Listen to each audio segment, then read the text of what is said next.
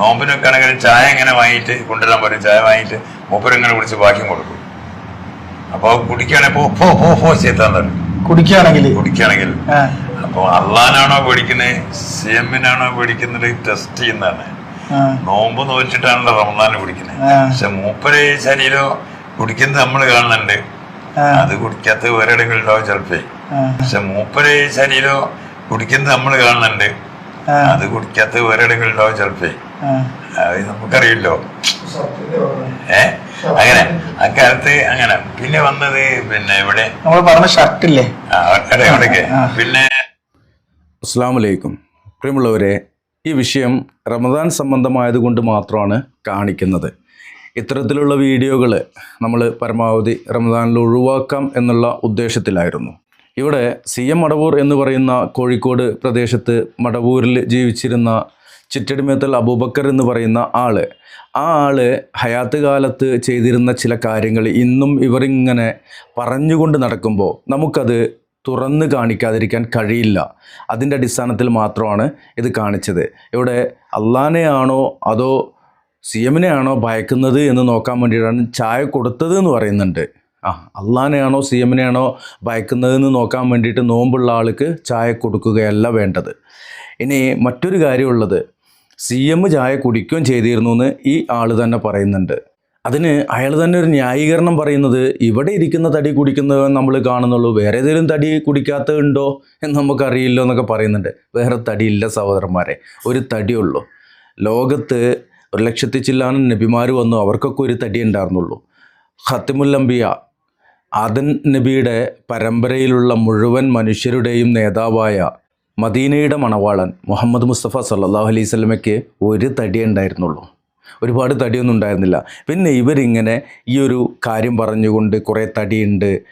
ഈ മനുഷ്യൻ നിസ്കരിക്കാതിരിക്കുന്നതിന് അവർ ന്യായീകരണം പറഞ്ഞിരുന്നത് അത് മക്കത്ത് നിസ്കരിക്കുന്നുണ്ട് എന്നുള്ളതാണ്. അതുപോലെ തന്നെ റമദാൻ മാസത്തിൽ ഭക്ഷണം കഴിച്ചിരുന്നു, മറ്റുള്ളവരെ ഭക്ഷണം കഴിപ്പിച്ചിരുന്നു. അതിന് ഇവർ ന്യായീകരണം പറയുന്നത് അത് വേറെ തടി നോമ്പെടുത്തുകൊണ്ടിരിക്കുന്ന. അതെന്താണ്? ഭക്ഷണം കഴിക്കാനും കക്കൂസ് പോകാനും ഒരു തടിയും, നോമ്പെടുക്കാൻ വേറൊരു തടിയും, നിസ്കരിക്കാം മറ്റൊരു തടിയും. ഇത് എവിടുത്തെ ഇസ്ലാമാബരി പറയണത്? അപ്പോൾ ആ ഒരു തലത്തിലേക്ക് പറഞ്ഞു പോകുന്നില്ല. സൃഷ്ടികളോടുള്ള ആരാധനയുടെ ഭാഗമായിക്കൊണ്ട് സൃഷ്ടികളെ വിളിച്ച് പ്രാർത്ഥിക്കുവാൻ വേണ്ടിയിട്ട് ചില സൃഷ്ടികൾക്ക് ഇവർ വലിയ വലിയ സ്ഥാനങ്ങൾ കൽപ്പിച്ചുകൊണ്ടിരിക്കുകയാണ്.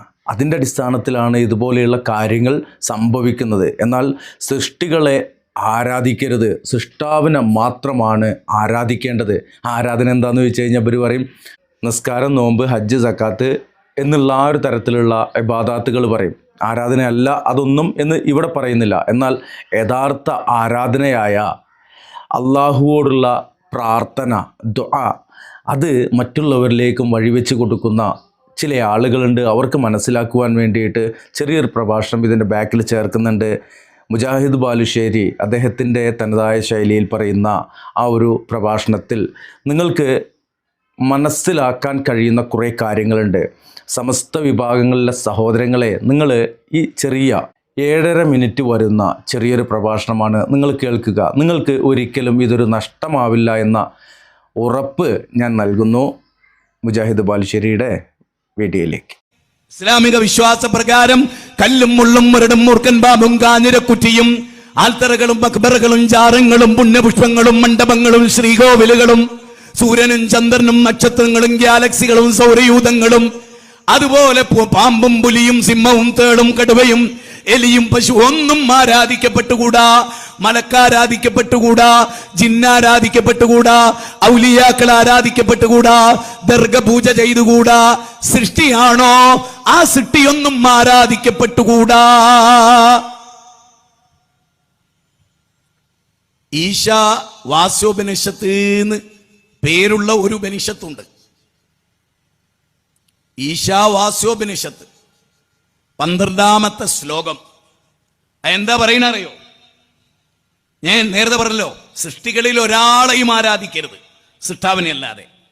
അത് പറയാണ് ഈശാവാസ്യോപനിഷത്ത്. ബാല മോനെ ജോർജെ ചിന്തിക്ക്. വേദഗ്രന്ഥം പറയാണെന്ത്? അന്തം തമഹ പ്രഭിശന്തിയേ സംഭൂദ്യമുപാസതേ തതോ ഭൂയൈവതേ യഹു സംഭൂദ്യാം രഥഃ. ഈശാവാസ്യോപനിഷത്തിന്റെ 12-ാമത്തെ ശ്ലോക. അതിന്റെ അർത്ഥം എന്താ അറിയോ? ഘോരാന്ധകാരമായ നരകത്ത് പോവും. എങ്ങനെ? എന്ത്? ഘോരാന്ധകാരമായ നരകത്ത് പോവും. ആര്? സൃഷ്ടാവിനെയല്ലാതെ സൃഷ്ടിയെ ആരാധിക്കുന്ന ഏതൊരു വ്യക്തിയും.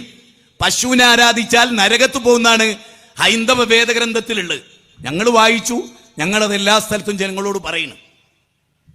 അമ്പലത്തിൽ പോയിട്ട് ദേവീദേവനെ ആരാധിക്കുന്നവരോട് കെ പരമേശ്വരൻ പിള്ള എഴുതിയൊരു പുസ്തകമുണ്ട്.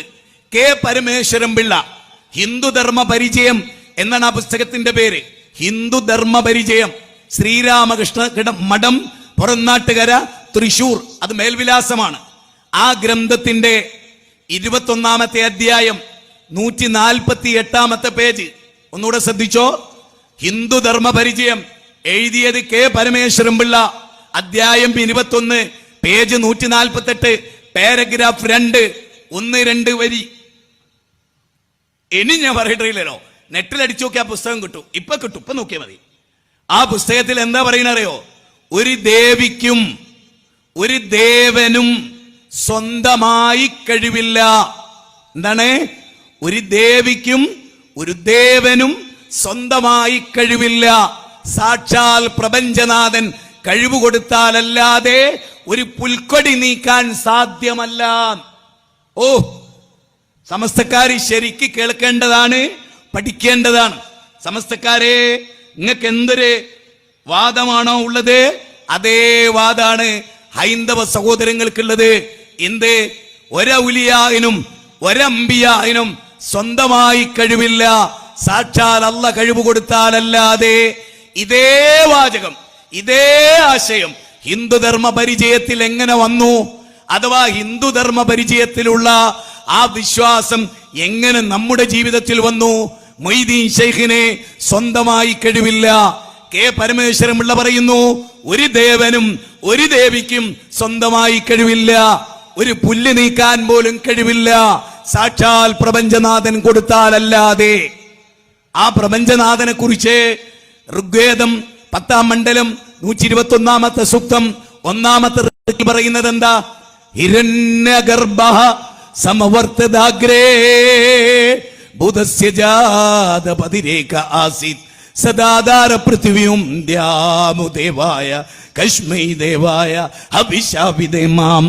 ഈ അണ്ടകടാകത്തെ മുഴുവനും സൃഷ്ടിച്ച പടച്ച തമ്പുരാൻ സൂര്യനെ, ചന്ദ്രനെ, നക്ഷത്രങ്ങളെ, ഗാലക്സികളെ, കാട്ടാറുകളെ, കാനനങ്ങളെ, അതുപോലെ എല്ലാറ്റിനെയും സംവിധാനിച്ച പ്രപഞ്ചത്തിന്റെ നാഥൻ, ഇരുട്ടും വെളിച്ചവും നൽകിയ നാഥൻ, ആ നാഥനെയാണ് ആരാധിക്കേണ്ടത് എന്ന് ഋഗ്വേദം ബൈബിളിലെ മാർക്കോസിലെ 12-ാം അധ്യായം 29-ാമത്തെ വചനം ഷെമ്മ ഇസ്രായേല അഡോണാ എലോഹിൻ അഡോണാ യഹ്.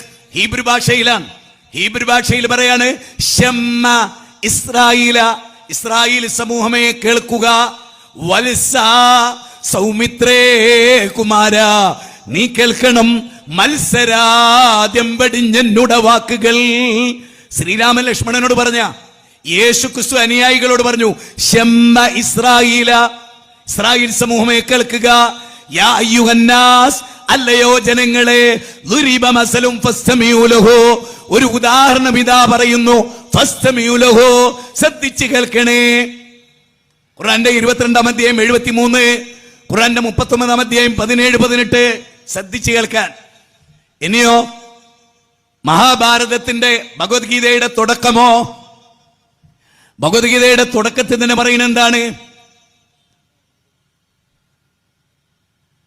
അർജുനനെ വിളിച്ചിട്ട് പറയുന്നത്, നീ എന്റെ വാചകം ശ്രദ്ധിച്ചു കേൾക്കണമെന്ന. എല്ലാരും പറയുന്നത് ശ്രദ്ധിച്ചു കേൾക്കാൻ. ഷെമ്മ ഇസ്രായേല, ഇസ്രായേൽ സമൂഹമേ ശ്രദ്ധിച്ചു കേട്ടോ.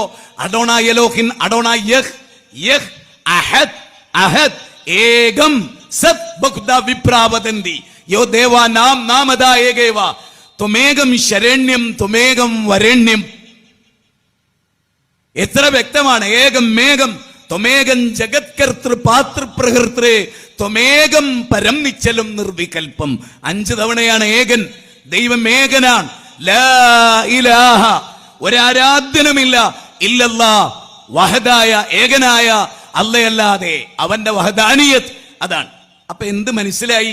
ഹിന്ദുവിനെ, മുസ്ലിമിനെ, ക്രിസ്ത്യാനിയെ, ജൈനനെ, ബൗദ്ധനെ എല്ലാരെയും സൃഷ്ടിച്ച ഒരു ദൈവാണെന്നും ആ ദൈവത്തെ ആരാധിക്കാൻ പാടുള്ളൂന്നും മാനവകുലം ഒരു തറവാട്ടിലെ അംഗങ്ങളാണ് എന്നും അല്ലേ? ഇന്ന ഹാദിഹി ഉമ്മത്തുകും ഉമ്മതൻ വാഹിദ വഅന റബ്ബുകും ഫഅബ്ദൂൻ. സൂറത്ത് മുഅ്മിനൂൻ 52-ാമത്തെ വചനം. തീർച്ചയായും നിങ്ങളുടെ സമുദായം ഒരേക സമുദായമാണ്, മാനവകുലം. അതേ ബാന്ധവ മാനവ സർവേ സ്വദേശാ ഭുവനത്രയം. ലോകമാണ് തറവാട്, വസുദൈവ കുടുംബകം. ഒരച്ഛനമ്മമാർക്ക് പിറന്ന മക്കൾ, ഓർത്താലൊരൊറ്റ തറവാട്ടുകാർ നാം. നാഥന്റെ മുറ്റത്ത് വിരിഞ്ഞു നിൽക്കും തന്മുന്തിരിക്കൊത്ത മനുഷ്യവർഗം. കനന്നാസു ഉമ്മതൻ വാഹിദ. സൂറത്ത് ബഖറ 213. മാനവകുലം ഒരച്ഛന്റെ അമ്മയുടെ മക്കൾ, ഒറ്റ തറവാട്ടുകാർ. ഒരച്ഛന്റെ അമ്മയുടെ മക്കളാ നമ്മള്. മനസ്സിലായോ? ഇസ്ലാം ലാ ഇലാഹ ഇല്ലല്ലാഹിലൂടെ മാനവകുലത്തെ ഒന്നിപ്പിച്ചു.